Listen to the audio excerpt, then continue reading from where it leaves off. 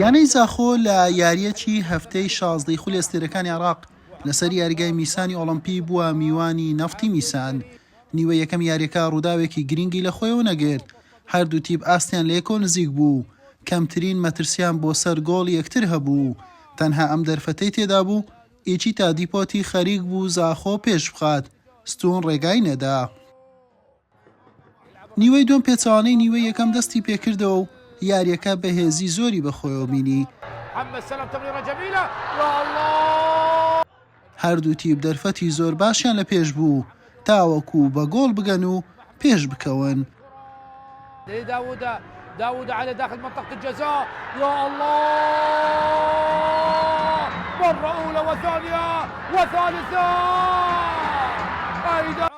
لا خولەکی هەفتە بە شێوازێکی جوان عەلا سەعەد گۆڵ یەکەمی بۆ نەفتی میسان تۆمار کرد و تیپەکەی لە یاریەکە پێشخست. أي تسديدة صعبة على علي كامل. کوڕانی خابوور فشارەکانیان بۆ گۆڵ یەکسانی چڕ کردەوە. لە خولە چێشتا حوسێن ئاوبشوان لێدانێکی سزای بۆ زاخۆ ئەژمار کرد. يا الله ابعاد الكرة وهناك ركلة جزاء. ئەمجد عەتوان بەسەرکەوتووی جێبەجێ کرد و ئەنجامەکەی بۆ تیپەکەی یەکسان کردەوە. هدف التعادل لزاخو أبناء الخابور. الهدف التاسع لأمجد عطوان. ئەنجام تا کۆتایی هاتنی یاری گۆڕانکایی بەسەردا نەهاتوو. بە یەکسانی گۆڵێک بۆ هەر لایەکیان تەواو بوو.